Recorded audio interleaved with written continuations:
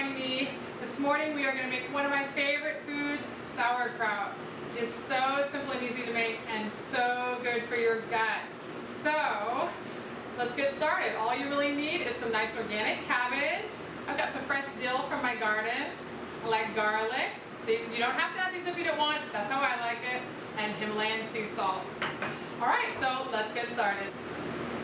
Alright, so the first thing we're going to do is cut up our cabbage. Alright, so I like a nice big knife. And I'm going to cut right down through the center so I can see the core right there. I'm going to cut that core out. I like to cut it in quarters.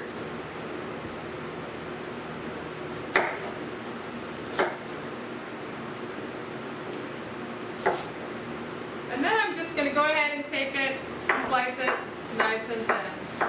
Now, if I'm making big batches, I'll go ahead and use my Cuisinart. But sometimes by the time I clean that thing up, I find it's just as easy to do it by hand. Alright, so one of the things I did mention earlier, but we're going to use is you're going to want to try and save some of the big outside leaves of your cabbage. We're going to use these later to put on top of the sauerkraut when it's in the jar.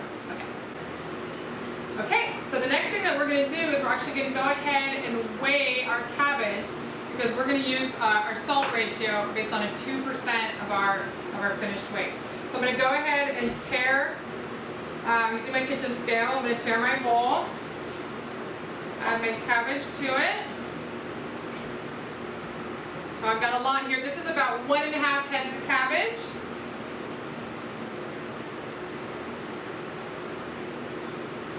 And I've got about 1,400 grams of cabbage.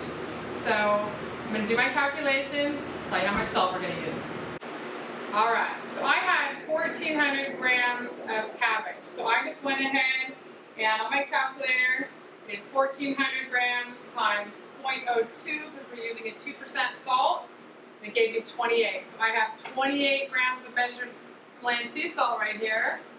And I'm just going to kind of sprinkle it around for now, best I can. I know I'm kind of a messy cook. I don't worry about it. So this is the fun part. First, I'm just going to kind of get it mixed in.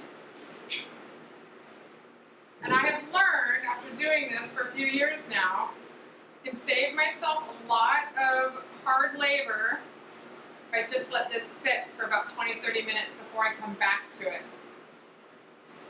And then it'll be a little bit softer, and then I can start pounding away at it. Alright, be right back. Alright, so this next part is a great place to work out some of your frustrations if you have them. So I'm just going to go ahead and start massaging the salt into the cabbage. I'm just going to grab and squeeze, and grab and squeeze. Another thing that I like to do is take something like a mallet if you have a meat,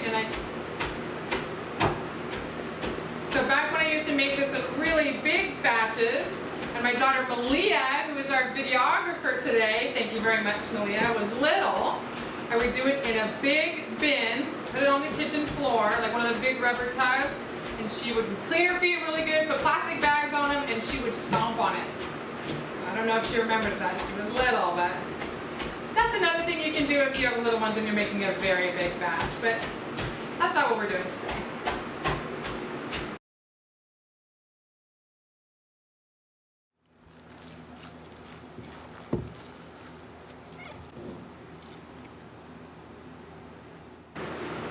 Okay, so I went ahead and pounded and squeezed for about 10 minutes. Really good time to be singing. Alright, so I'm going to now add, I've got about 3 small cloves of garlic. Depends on how garlicky you like it. I would start on the small side and decide if you like more. I'm going to go ahead and add that in. I've also got my fresh garden dill here. I'm going to add that in. Give that one final good mix. And then I'm going to go ahead and load my jar. So you can see it's nice and wet, and that's what I want. I'm just going to load that in. And then what I tend to do, it's messy, is I get some of it in, and then I'm just really going to just press. I want to get as tight in there as I can. looks like I'm gonna have enough for a couple of jars here. My neighbors love me. Always nice to have enough to give away.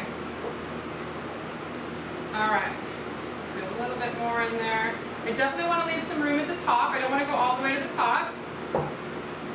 That's probably, to be on this, let's see. So for me, now I'm going to use, this is where I'm going to use some of my big leaves of cabbage that I saved. And I'm going to go ahead and press those in. Now if you didn't save the big leaves on the outside, that's okay. Another thing you can do is kind of take a little baggie and fill it up with water and push that in there. Got lots of good juice in there. That's what I want. So, crack that stem a little bit. I'm just going to go ahead and push that in. And that's going to keep all the little bits from floating up to the top.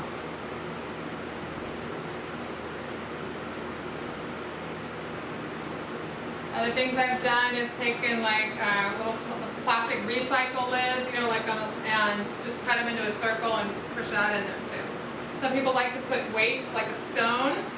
You know, I've never bothered. I'm a bit of a lazy chef and I've never had a problem.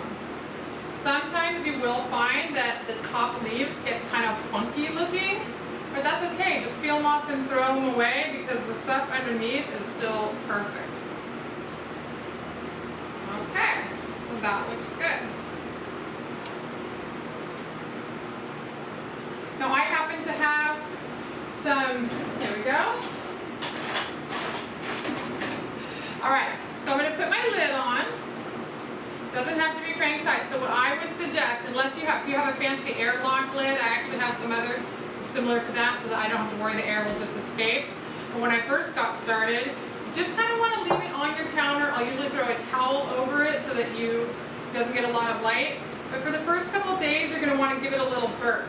So you're just going to let the air out like that so that it doesn't explode. Because as it ferments and the gas is building up inside, you'll start to see it bubble. If you don't release a little bit, and then it will. So here you have it, your very own sauerkraut. So you're going to go ahead and put that on the counter. Like I said, maybe throw a towel over it. Give it a week to 2 weeks. You can check it after a week. Now I'm in the tropics. I'm out here in Hawaii. I can have sauerkraut in a week.